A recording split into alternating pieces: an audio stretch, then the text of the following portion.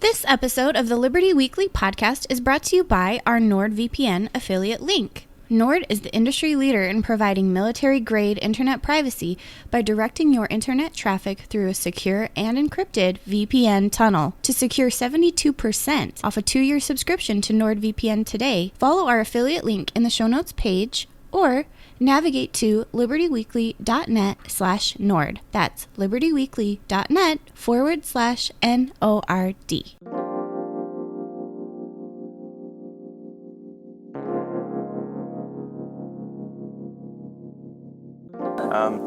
The fourth one, I'm considering just open sourcing, basically just describing the idea, saying that this is what would be done, and if somebody wants to do it, then they can do it.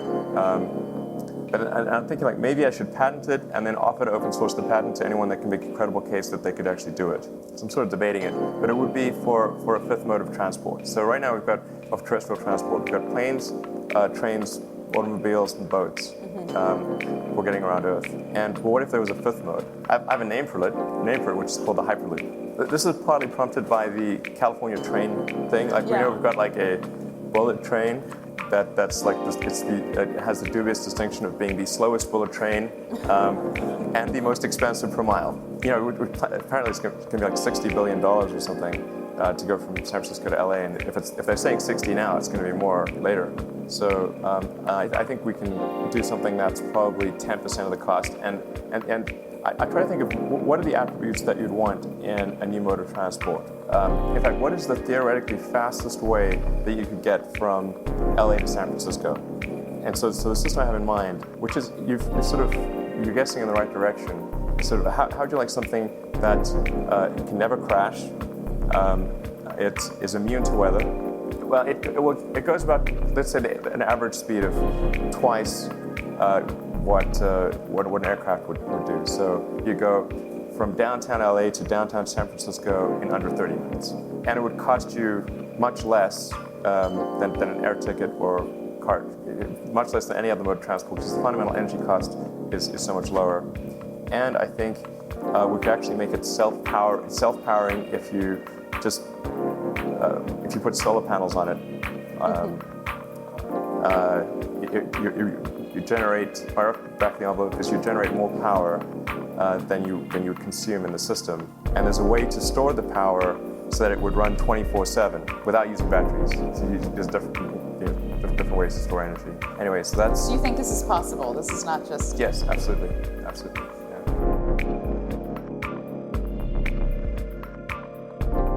Hello, everyone, and welcome back to another episode of the Liberty Weekly podcast. I'm your host, Patrick McFarland, appearing as always with the co-host, Jerry McCullum. Jerry? Thank you, Pat. All right, so Jerry, today we're going to be talking about Elon Musk, and I'm going to hand the reins over to you right away and let you introduce the topic. Mm-hmm. So in case you don't know who Elon Musk is, which I'm sure is very few of our listeners, he is an eccentric business magnate who has quite a number of very exciting and interesting companies. Of them are SpaceX, Tesla, SolarCities, and the Boring Company, and there's probably a couple other ones in there.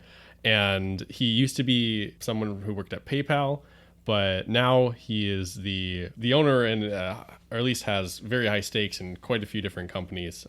Tesla makes luxury electric cars. SpaceX hasn't really provide any services yet, but is a private space company that is going to be launching satellites and I'm assuming a lot of things to ISS. I think they already have launched things and coupled with ISS. Or if they've supplied them or they contracted to do the supplying. I may be incorrect. They have done that already. But in one of the articles that we talked about before, they're currently making a profit now in future sales.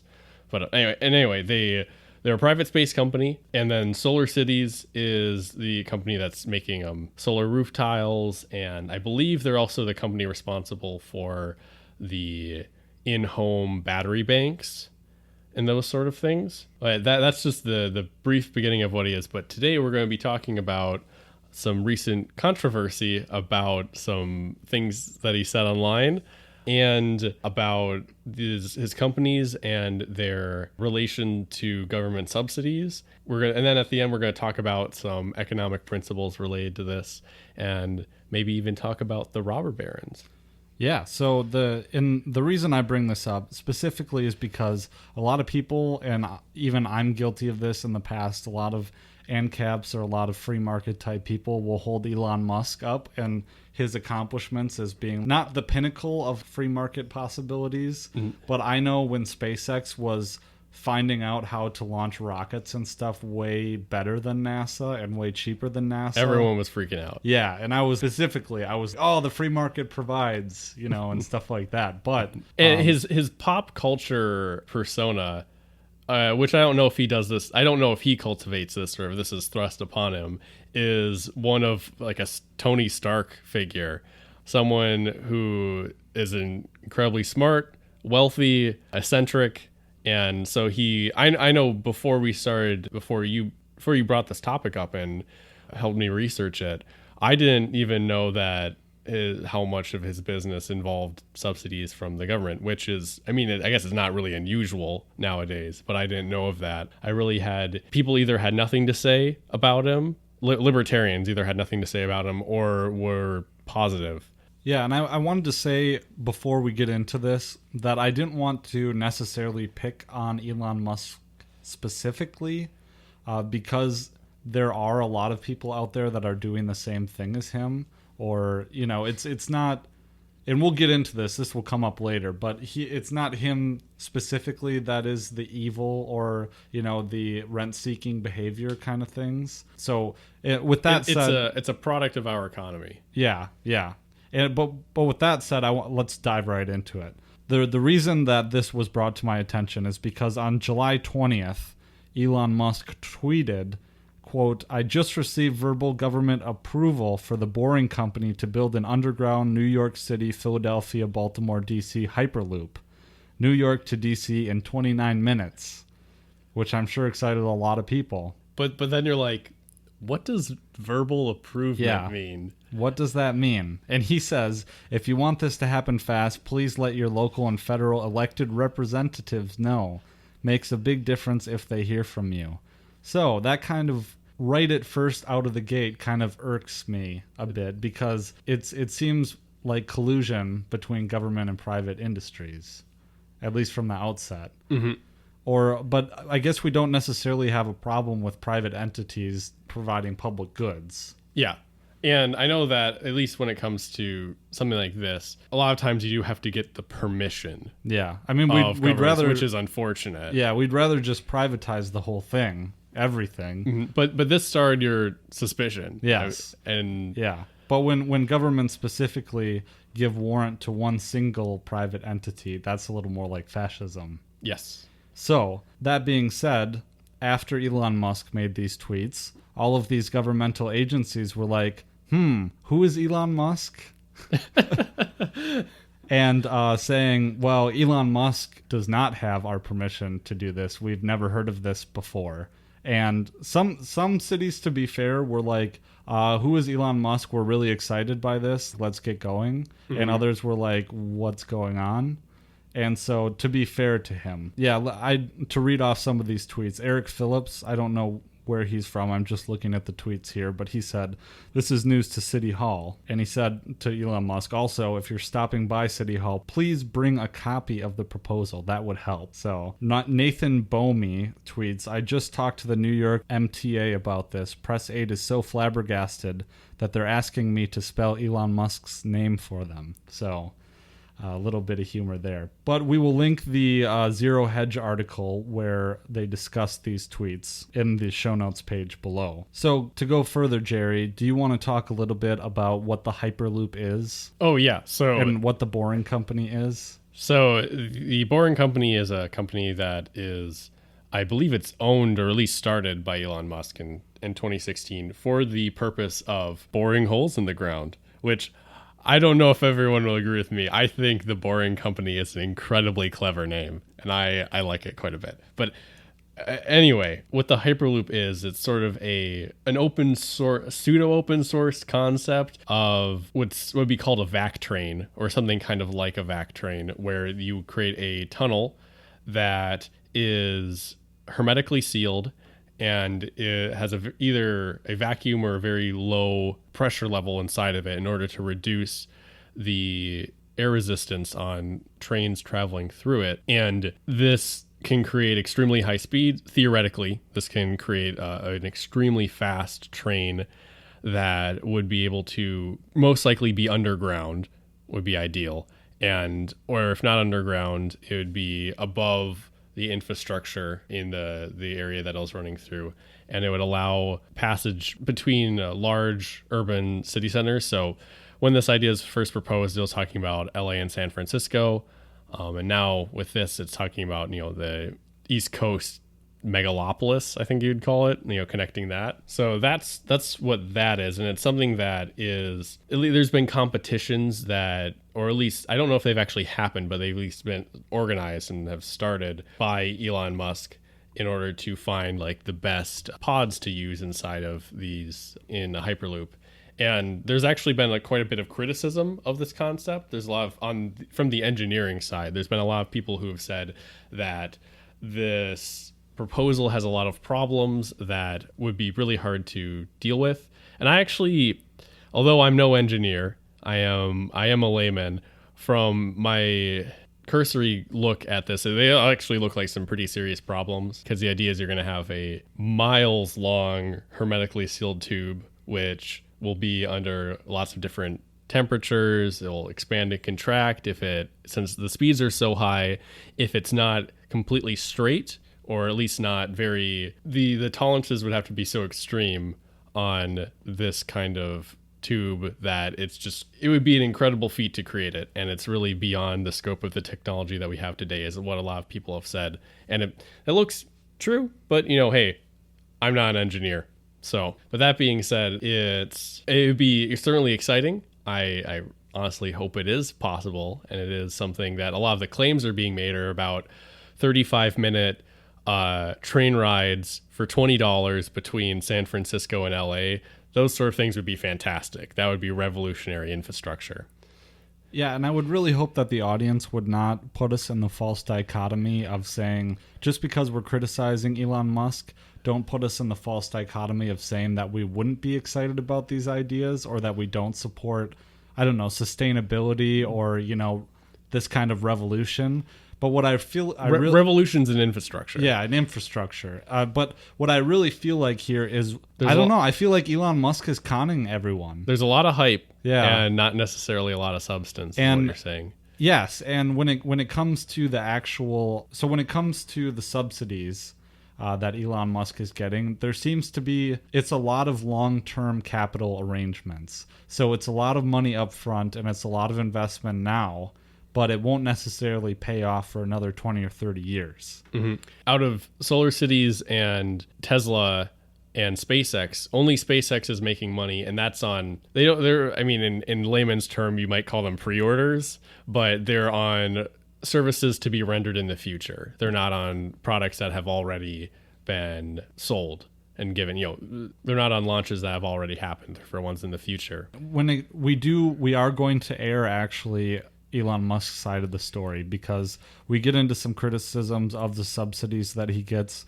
Specifically, there was a piece in the LA Times that was criticizing him and saying he gets billions and billions of dollars. Very critical. Very critical. So we're going to also give air to his explanation of this, but he says that it reminds me of some Keynesian stuff, actually. He says that what we're doing here is we are in a sense crowdfunding, but you're using the power and military force of government, crowdfunding through taxes. Yeah, the coercive power to, he says, quote, to jumpstart things that would maybe normally take longer periods of time. And we'll get into the economics of it later, but I want to detail exactly through this article, that another article we'll link in the show notes page from Zero Hedge. And Zero Hedge is a news conglomerate. So I get a lot of my sources from Zero Hedge, but it takes pieces from disparate sources and compiles them. So it's not necessarily Zero Hedge. That's an aside, but I wanted to make that clear before we get into it. But I want to quote from the article. It says Elon Musk has controlling stakes in 3 companies. So this is something we went over, but to clarify it. Tesla, SolarCity, and SpaceX. Tesla and SolarCity are publicly traded. SpaceX is not publicly traded. This document's focus will be solely on the financial interdependencies of the companies. There are also incestuous business practices and nepotism within the leadership of each company Musk controls. And to get into the background here of what they're talking about, it says Tesla borrowed venture capital money from Elon Musk at venture capital rates. It borrowed venture capital money from taxpayers at non-venture capital rates. Tesla needed $500 million to get started in 2008. And I don't know if that's accurate, actually, because I think Tesla was around before 2008, but they were becoming insolvent because... or insolvent is a term to use with banks, but it was becoming in financial trouble because of the Great Recession. Yeah, so maybe it should be stated that in order to have it become a viable company again. Yeah, so essentially they're saying that the U.S. government lent $465 million to Tesla at 3% interest under its push for green energy.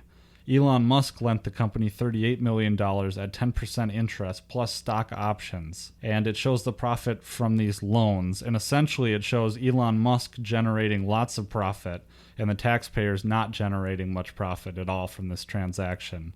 To the tune of Elon Musk generating $1.4 billion and taxpayers generating $12 million. And this is for about an order of magnitude difference in investment as well. Yeah. Yes, so taxpayers putting way more money in than Elon Musk did. And to be fair as well, Tesla also got, I think, a $50 million investment from an Italian venture capitalist, I think. So it wasn't just taxpayer money that kept them afloat.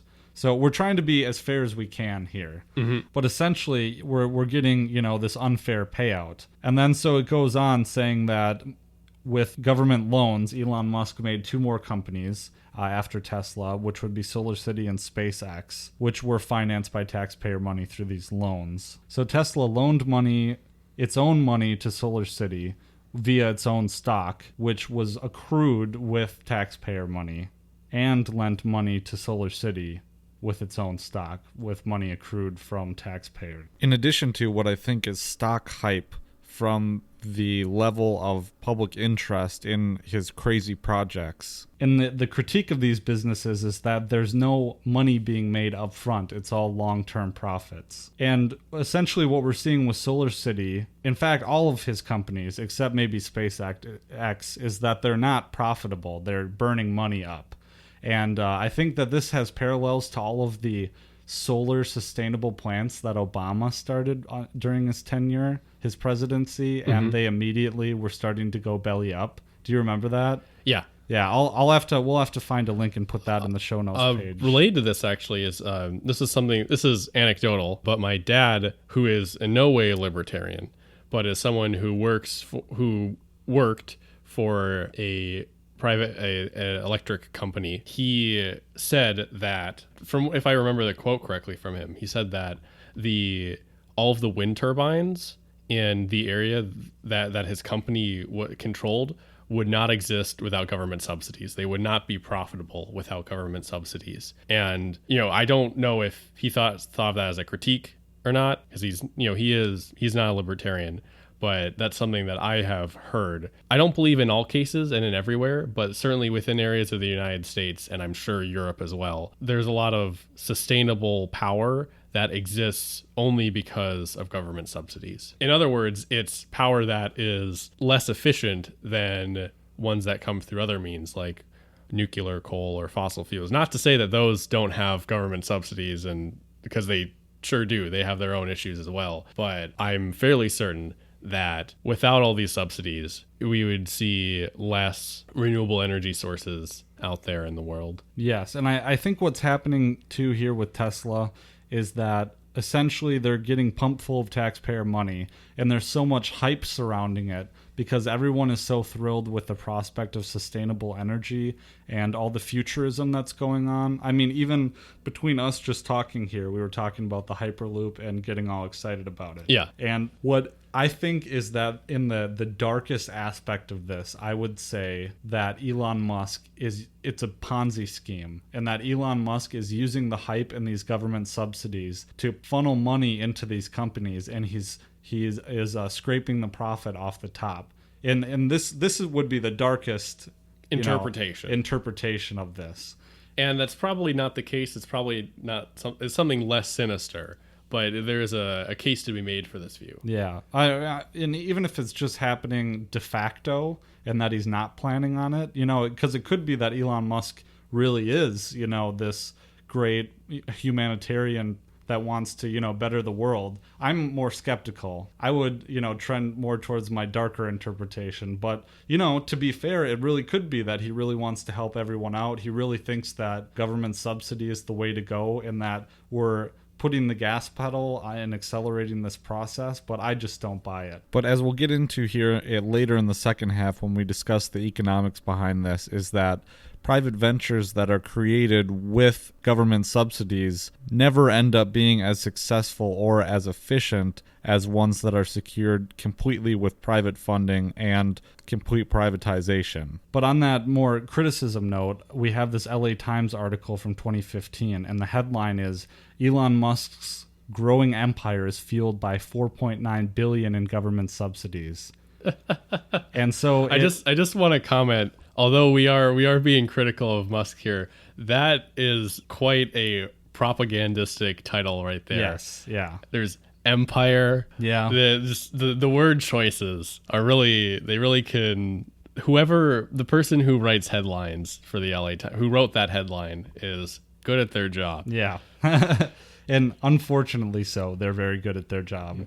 So this was written by Jerry Hirsch, and it caused quite an uproar, and just details all the state level subsidies that he's getting, or that Tesla, and all these companies are getting. And like I said, to be fair to Elon Musk, we're going to include his response to this article, but in part of the response too, and maybe I'll do an audio sample here after this, but part of his response is saying that, well, this article is disingenuous because part of that 4.9 billion is over 20 years. And there's also certain requirements that have to be met for that subsidy to be fulfilled. And what he's saying in his response is that essentially this article is a hit piece, and that it's clearly a hit piece. It doesn't accurately portray the reality of the subsidies his company gets. And Elon Musk, as part of his response, was saying, we didn't approach the government to get these subsidies. These were subsidies that were available to anyone who wanted to practice clean, green stuff. Mm-hmm. And very technical terms there. Green energy, and we just went out and picked them up. So, to be fair to Elon Musk. And real quick here, let's hear from that audio sample. The article was actually incredibly misleading and deceptive to the reader. It provides no context whatsoever for any of the incentives that my companies were awarded. And moreover, it makes it sound, by adding up everything that's ever happened and including things that will take the next 20 years to happen, and then summing that into a single number and playing it today, it makes it sound as though my company's getting some huge check, which is fundamentally false. And it's also incredibly outrageous that Jerry Hirsch would write about what Tesla and Solar City are receiving in incentives, but not talk at all about the big IMF study that just came out talking about the subsidies for fossil fuels. And the crazy thing is, if you add up all the subsidies that Solar City and Tesla get, historical and going forward, it is 1,000th of what the oil and gas industry get in a single year. And no mention is made of that. Basically, Jerry Hirsch couldn't have... if he was paid by the oil and gas industry lobby, he couldn't have written a more favorable article for them. So we'll link all these articles in the show notes page, but now we're going to take a brief pause to explain how we financially are able to bring this podcast to you. If you are browsing the internet without the secure encrypted protection of NordVPN, your web traffic is completely vulnerable to third-party observation. NordVPN is the industry leader in secure and private VPN technology, offering military-grade encryption to keep your internet traffic secure. Take advantage of our special offer today and receive 72% off a 2-year subscription by following our link in the show notes page or by navigating to libertyweekly.net/Nord. That's libertyweekly.net/NORD. Okay, so now in the second half of the program, we wanted to talk a little bit about history and the history of massive infrastructure projects being undertaken. And how they can be related to things like the Hyperloop. Exactly.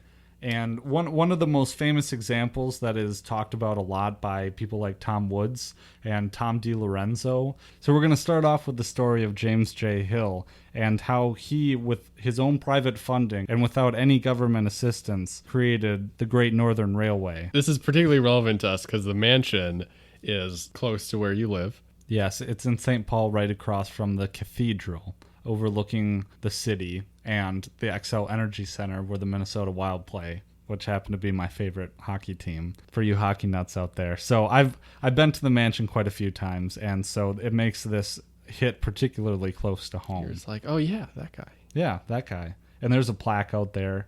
And in fact, in doing the research, I found that the Minnesota Historical Society has a online PDF library where they have scanned all of his correspondences throughout his career, and you can literally see, the tattered old paper with his handwriting on it, and there's thousands of entries in there. I don't know how normal this is. I'm sure a lot of historical societies have stuff like this, but the archive is pretty impressive.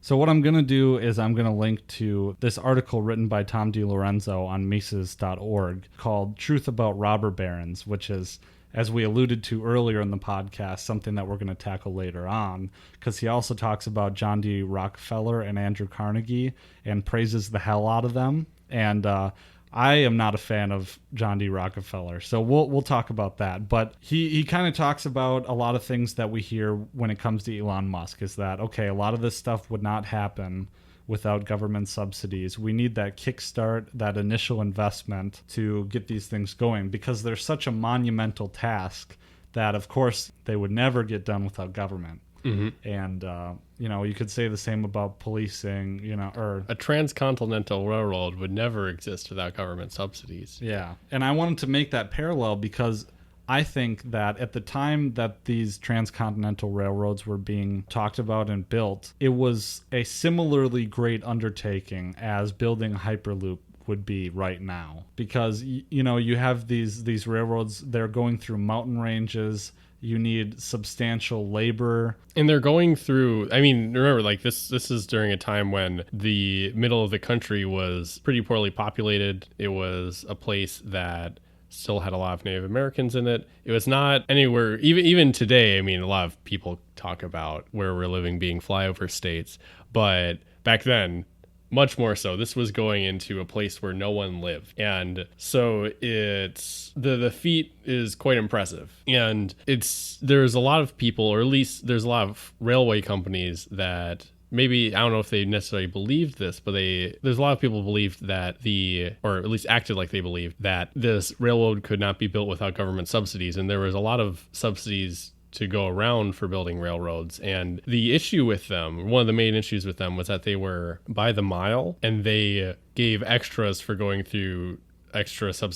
through difficult terrain. So you end up with situations where you would have railroads that, instead of this railroad could make the most money by making the longest and a very arduous, and that was their goal, instead of creating a railroad that is about connecting two places as efficiently as possible. So all of these railroads that ended up being built, and their incentives were based on government subsidies, poorly made. They only had a short-term goal to make money off of these government subsidies, which came in a lot of times in the way of land. And then I believe there were some direct monetary ones, but a lot of times it was land around the railroads being given by the federal government and state governments, for sure federal government, to these railroad companies. But you ended up with poorly made, unpleasant, and long, inefficient railways that were created under government subsidies, while the Northern Railway was meticulously engineered to be as straight and as level as possible. In being built with quality materials as well. And one thing that I found particularly entertaining in this article was how Tom DiLorenzo talks about on the other railways that were subsidized, you would get the workers raiding people's lands across, like through the path, and they would raid people's lands and cut down trees to help build the railroad with. And so you would get farmers that would be protecting their lands from these railroad workers with guns and stuff, and minor squabbles that would take place that way. They were pissing off the railroad's prospective customers because it wasn't really about the customers. Yeah, and I wanted to quote this article, but a quote from Hill himself, who said, "The government should not furnish capital to these companies, in addition to their enormous land subsidies, to enable them to conduct their business in competition with enterprises that have received no aid from the public treasury." Some pretty good libertarianish sentiment from Mr. Hill. So another thing that Tom DiLorenzo talks about is how James Hill was able to build the railroads much more quickly than the other companies. But he also talks about all of the philanthropy that Hill participated in, especially donating land for towns and parks, helping organize schools and churches, giving free transportations to immigrants, or it wasn't free, $10, transportation for $10 if they promised to farm near the railroad. So you get some mutually beneficial exchange going there. And also Tom DiLorenzo talks about his humble beginnings and the fact that, he wasn't a robber baron. He worked his way up by being genuine and helping his fellow man. Selling products other people wanted. Yes. However, Tom DiLorenzo does give praise in defense of John D. Rockefeller, who is a very hated and controversial figure throughout history. And DiLorenzo says some of the same things about John D. Rockefeller. In fact, talking about John D. Rockefeller's humble beginnings and how he worked for 10 cents a day after he graduated from high school being a bookkeeper. So this is what Tom DiLorenzo says about John D. Rockefeller. Another prime example of a market entrepreneur whom generations of writers and historians have inaccurately portrayed, indeed demonized, is John D. Rockefeller. Like James J. Hill, Rockefeller came from very modest beginnings. His father was a peddler who barely made ends meet. But I have some criticisms of that, actually, because Tom DiLorenzo glosses over the fact that John D. Rockefeller's father was actually the original snake oil salesman. And we'll link to a great Corbett documentary about this, called How Big Oil Conquered the World, where he goes into this. Oil. From farm to pharmaceutical, diesel truck to dinner plate, pipeline to plastic product, it is impossible to think of an area of our modern-day lives that is not affected by the petrochemical industry. The story of oil is the story of the modern world. Parts of that story are well known. Rockefeller and Standard Oil, the internal combustion engine and the transformation of global transport, the House of Saud and the oil wars in the Middle East. Other parts are more obscure. The quest for oil in the outbreak of World War I, the petrochemical interests behind modern medicine, the big oil money behind the Green Revolution and the Gene Revolution. But that story, properly told, begins somewhere unexpected. Not in Pennsylvania with the first commercial drilling operation and the first oil boom, but in the rural backwoods of early 19th century New York State. And it doesn't start with crude oil or its derivatives, but a different product altogether. Snake oil. Dr. Bill Livingston, celebrated cancer specialist, was the very image of the traveling snake oil salesman. He was neither a doctor nor a cancer specialist. His real name was not even Livingston. More to the point, the rock oil tonic he pawned was a useless mixture of laxative and petroleum, and had no effect whatsoever on the cancer of the poor townsfolk he conned into buying it. He lived the life of a vagabond, always on the run from the last group of people he had fooled, engaged in ever more outrageous deceptions to make sure that the past wouldn't catch up with him. He abandoned his first wife and their 6 children to start a bigamous marriage in Canada at the same time as he fathered 2 more children by a third woman. He adopted the name Livingston after he was indicted for raping a girl in Cayuga in 1849. When he wasn't running away from them or disappearing for years at a time, he would teach his children the tricks of his treacherous trade. He once bragged of his parenting technique. "I cheat my boys every chance I get. I want to make 'em sharp." A towering man of over 6 feet and with natural good looks that he used to his advantage, he went by Big Bill. Others, less generously, called him Devil Bill. But his real name was William Avery Rockefeller, and it was his son, John D. Rockefeller, who would go on to found the Standard Oil monopoly and become the world's first billionaire.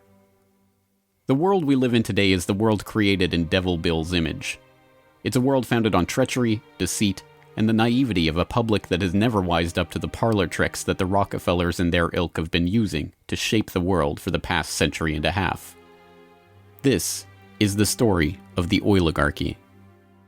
In reading the article, Tom DiLorenzo kind of talks about how John D. Rockefeller actually did revolutionize his business and how he was able to provide millions of Americans with cheaper fuel alternatives and make everyone's lives better in that respect. But my criticism would be, well, why do we have to approach these questions in black and white? Why do we have to portray John D. Rockefeller as either this heroic bringer of prosperity and wealth and capitalism to the people, or paint him as this terrible, evil, robber baron swamp critter, when I think the truth, I do believe he's a terrible, horrible swamp critter. But he also did good things. But he also did good things. He also did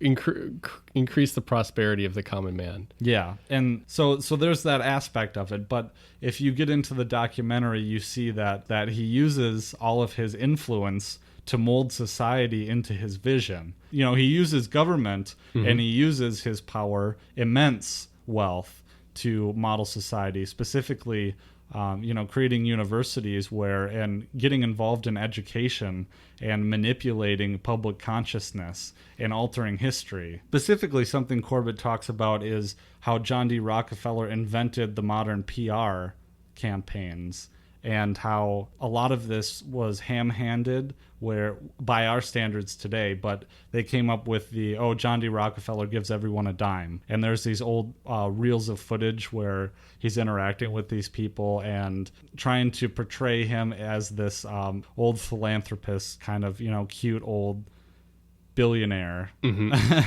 which is, something that I'm just pulling from memory here, but I'll link to the documentary in the show notes page.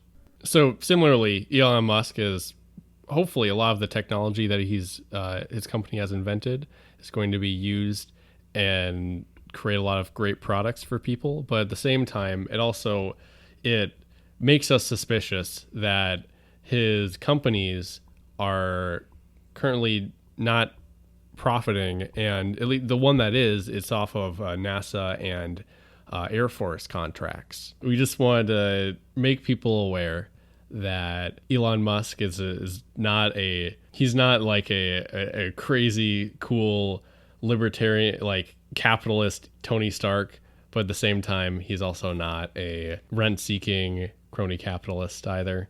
There's definitely something in between there. I'm a bit more skeptical, but I would say I am as well. Yeah. But we'll see. We'll see what happens.